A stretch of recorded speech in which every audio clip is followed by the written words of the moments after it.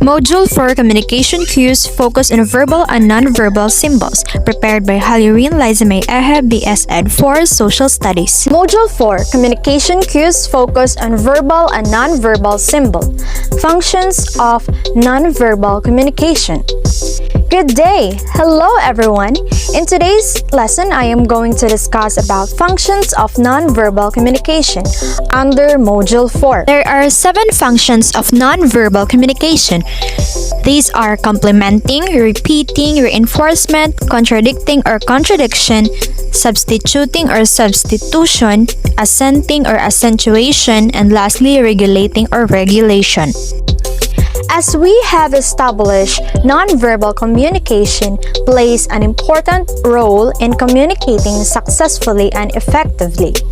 Because nonverbal communication plays a significant role in interactions, nonverbal communication was studied heavily in the early days of studying communication. These studies resulted in the discovery of multiple utilitarian functions of nonverbal communication. These functions help both the sender and the receiver of a message. We will explain them thoroughly in this section. First is complementing. Complementing is defined as nonverbal behavior that is used in combination with the verbal portion of the message to emphasize the meaning of the entire message. An excellent example of complementing behavior is when a child is exclaiming, "I am so excited," while jumping up and down. The child's body is further emphasizing the meaning of "I am so excited." Next is repeating. Non-verbal communication that repeats the meaning of verbal communication assists the receiver by reinforcing the words of the sender. Non-verbal communication that repeats verbal communication may stand alone when paired with verbal communication. It serves to repeat the message. For example, nodding one's head while saying yes serves to reinforce the meaning of the word yes, and the word yes reinforces the head nod. The next is reinforcement. This function means that you can use nonverbal communication to duplicate and support a verbal message. This function makes a spoken message clearer to avoid misunderstandings. When your sister joins a competition, you not only say "good luck," you hug her, you smile, and cheer her on as you say encouraging words. Then when the competition starts, you not only shout her name, you also wave your hands, clap, and jump to show that you support her. Nonverbal cues confirm the message so that the receiver can understand it well. Likewise, when you're mad at your brother, you don't simply say it. You also frown and raise your voice. In extreme cases, you may even lash out. You clench your fist, stomp your feet as you walk out, and slam the door hard. The combination of your verbal and nonverbal messages confirms your anger. Now imagine the scenarios without body language. Imagine yourself saying "good luck" to your sister without sounding excited. Imagine telling your brother that you're mad at him without frowning or raising your voice. You seem like a robot, don't you? Also, your siblings think that what you say may not be true. This is what the reinforcement function is for. It adds clarity and emotion to your message so the receiver can understand what you mean. In fact, your nonverbal cues give the meaning and emotion to your verbal message. The meaning of words depends on the sender's tone and body language. Saying "good luck" with a crossed arm and a low voice can mean you don't want your sister to win. Saying it with a chuckle and an eye roll can mean that you don't think she can win. People use the reinforcement function when applying for jobs. In interviews, employers are very observant of body language and paralanguage. They give clues to your thoughts and emotions because they're involuntary, so you should master this function. When you talk, use the correct hand gestures with good timing. Moderate your voice, speak at a good pace, and mind your posture. All this can support your claims of being a good candidate. Remember that nonverbal cues have different meanings in other countries. This is helpful if you travel a lot. Read about the nonverbal communication in the countries you're traveling to. This will help you fit in well and stay out of trouble. Next is contradicting or contradiction. At times, an individual's nonverbal communication contradicts verbal communication. Recently, when visiting an aunt's house, one of the otters folded her arms. She asked the otter if she was cold and if she needed to turn up the air conditioning. The otter said no, because she was trying to be polite, but her aunt did not believe her. The otter's nonverbal communication gave away her actual discomfort. In this case, nonverbal communication was truly meaningful than verbal communication. Consider a situation where a friend says, "The concert was amazing," but the friend's voice is monotone. A response might be, "Oh, you sound really enthused." Communication scholars refer to this as contradicting verbal and nonverbal behavior. When contradicting occurs, the verbal and nonverbal messages are incongruent. This incongruence heightens our awareness and we tend to believe the nonverbal communication over verbal communication. Verbal and nonverbal communication are two sides of the same coin, but they sometimes send opposite messages. This is where the contradiction function comes in. It results in mixed messages. You've probably heard people tell you that you look terrible, but they look at you as if you're a beautiful painting. That means that they're just teasing you and they think you're gorgeous. Some mixed messages can confuse and even hurt people. Others use contradicting verbal and nonverbal cues to make insults. A classic example of this is sarcasm. Sarcastic people are good at saying the opposite of what they think by contradicting words and paralanguage. When your food tastes bland, they might say, "What a flavorful meal." The emphasis on flavor gives the sarcasm away. Contradictions can also occur unconsciously. Sometimes we notice people acting differently than what they say. When this happens, we get confused and our common reaction is to observe their body language and behavior to find out what they mean. For example, your partner might tell you that she's okay, but you can notice that she doesn't enjoy the same things anymore. In the scenario above, you most likely conclude that she's lying. She's not okay. That's because people trust nonverbal cues more than words. Nonverbal cues are developed way before we learn to speak. Take the substitution function in babies. For example, when we talked about the evolution of communication, gestures and body language came first before verbal language. Nonverbal communication is more natural. It occurs automatically, so it's hard to fake. That's what makes them more believable than the words we say. If you notice, reading body language is an interesting topic for many. Together with facial expressions, they give cues on whether a person is lying. Knowing when the contradiction function occurs is a powerful tool in reading and handling people.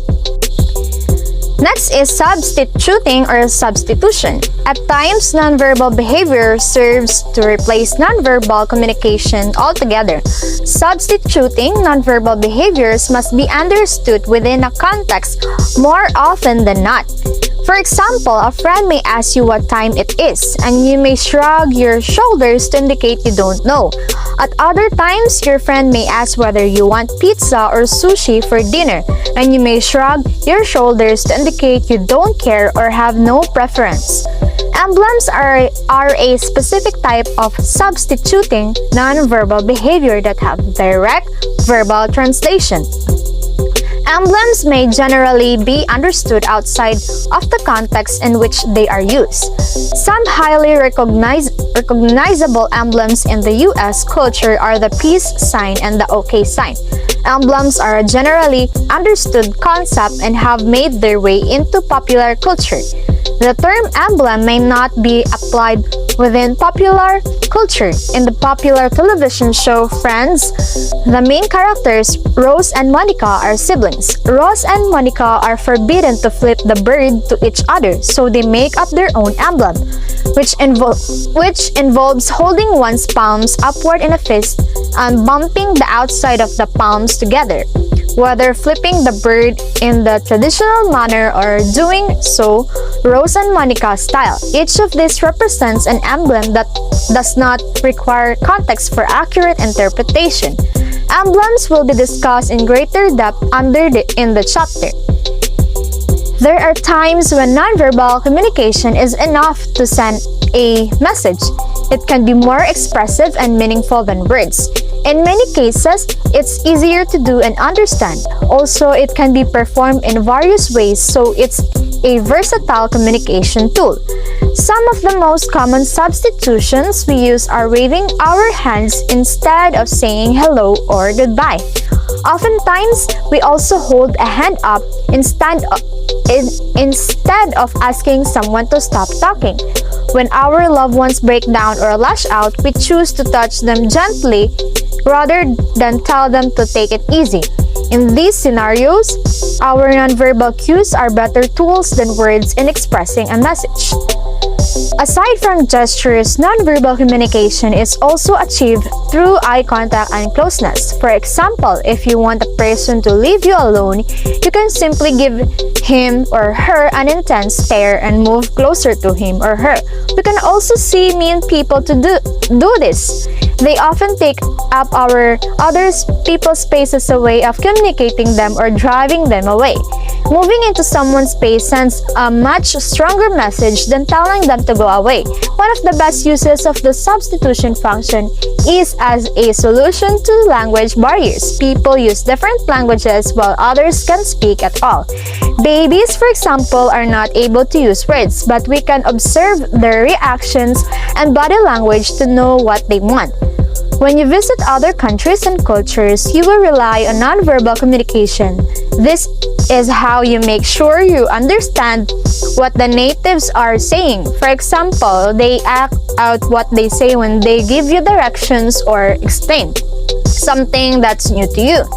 Nonverbal communication also substitutes words when dealing with heightened emotions. When receiving great news, you often leap in happiness rather than saying, "I'm so happy." When you get hurt, you will find yourself speechless but in tears. When something shocks you, your body responds with a dropped jaw. You won't even be able to say a word. Another useful use of the substitution function is in sensitive situations. Sometimes words should not be said out loud because of the effect they may have on other people. In these cases, it's better to give nonverbal cues than to say something. We also use gestures to send silent messages to people that we don't want others to notice. An example is when we're attending a meeting or a seminar. You use gestures to excuse yourself so you don't disturb other attendees. This function of nonverbal communication is also useful when your surroundings are noisy or crowded. When you're in a concert with a friend, you use signs and signals to communicate. The same can be done in restaurants. To avoid disturbing other diners, you signal waiters instead of calling out to them. Despite all the benefits of this function, we have to be careful in using it. Without words, nonverbal cues can be confusing. They can mean different things to other people. To some degree, they're subjective because people have different ways of gesturing messages. The next is accenting or accentuation. Accenting is a form of nonverbal communication that emphasizes a word or a part of the message. The word or part of the message accented might change the meaning of the message. Accenting can be accomplished through multiple types of nonverbal behaviors. Gestures paired with a word can provide emphasis, such as when an individual says no, slams hand on table, "You don't understand me," by slamming the hand on a table while saying no. The source draws attention to the word. Words or phrases can also be emphasized via pauses. Speakers will often pause before saying something important. Your professors likely pause just before relaying information that is important to the course content. The accentuation function is like an upgrade to the reinforcement function. To accentuate means to put emphasis on something, while the reinforcement function supports the meaning of your words. The accentuation function adds intensity or power to them. Imagine seeing a friend after a long time. We say to them, "I'm so glad to see you." To reinforce our message, we smile and hold them tight. To accentuate it, we say our words louder, we speak with so much excitement, and we smile bigger. We often observe accentuation when we say something exciting. You remember that time when your friend told you she was going on a company-paid trip? It's impossible not to notice that her eyes and smile are wide, and she speaks fast and loudly. Her paralanguage and body language give power to her verbal message. "I'm so excited." We also observe this when someone preaches or speaks in campaigns. That person will speak loud and fast, pace across the stage, and use huge hand movements to give power to their words. The accentuation function is like the exclamation mark in our writing. It shows the strength in our words. And lastly, regulating or regulation. Regulating the flow of communication is often accomplished through nonverbal behavior communication. Paul Ekman and Wallace Friesen state that regulators are acts which maintain and regulate the back and forth nature of speaking and listening between two or more interactions. You may notice your friends nodding their heads when you are speaking. Nodding one's head is a primary means of regulating communication. Other behaviors that regulate conversational flow are eye contact, moving or leaning forward, changing posture, and eyebrow raises, to name a few. You may also have noticed several nonverbal behaviors people engage in when trying to exit a conversation. These behaviors include stepping away from the speaker, checking one's watch or phone for the time, or packing up belongings. These are referred to as leave-taking behaviors. Without the regulating function of nonverbal behaviors, it would be necessary to interrupt conversational content to insert phrases such as "I have to leave." However, when interactants fail to recognize regulating behavior, verbal communication will be used instead. The regulation function helps us take turns in speaking without using any words so we don't interrupt others. It helps us send signals when we want a response or when we're done talking and want someone else to talk. We can use paralanguage, gestures, and eye contact for this function. Pitch is a useful paralanguage in expressing our intention to ask a question. Raising our pitch or intonation at the end of a sentence cues others that we're asking them. On the other hand, when we lower our pitch, it means our sentence has ended. This tells the audience that they can now clap for your speech. The volume of our voice and the pauses we take also means something. Making our voice louder in some parts of our speech means that we need the audience to pay attention to the point we're making. It's like telling the audience that you're now saying the climax or the most important part of your speech. Pausing also gives a signal. It tells your audience to think about what you just said. Pausing gives them time to get your point. This is a very powerful speech tool used by speakers and politicians. As we talk, we also use our body to direct the audience's attention towards something or someone. For example, when we want to thank someone, we turn our body toward them. Sometimes, we use our hands to ask them to stand up so everyone can see them in the crowd. We also use body language to send signals when we want to talk or ask others to talk. For example, if you're part of an audience, you may raise your hand to signal that you want to ask or say something. You don't say your intentions out loud because you're going to interrupt the speaker. And as a speaker, you also use your body language to signal the next speaker to prepare to take over. Gestures are also useful in signaling to people that you need more time to speak. When you're conducting a seminar, you can use hand gestures to tell the host to extend your time. If you're using slides in your seminar, hand gestures are also useful in asking someone to go to the next slide. This regulates the flow of your speech without interrupting it. You may notice that some of the examples are substitution functions. Yes, they are. And the nonverbal substitutions you make can be used to regulate your speech. That's why they're written in this section. The regulation function is very helpful in formal speeches. It's also helpful when you facilitate conversations, as long as the meaning of the nonverbal cues you make is the same to everyone involved. Nonverbal communication is a versatile, useful, and powerful tool. It works with verbal communication to help us send clear and strong messages. It's very helpful in avoiding misunderstandings that affect conversations and relationships among people. You have to be knowledgeable in using nonverbal communication. Mastery of this tool can help you become a better speaker and a person for that matter. It can help you lead good and meaningful conversations. It can also help you express your intentions and deliver your messages better. Remember that it can cause misunderstandings too.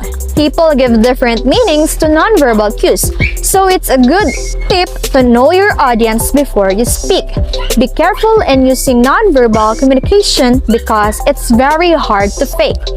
Be clear on your intentions and work hard to be a better communicator. That's the end of my discussion. Thank you for listening and watching. Have a great day, everyone. Stay safe and goodbye.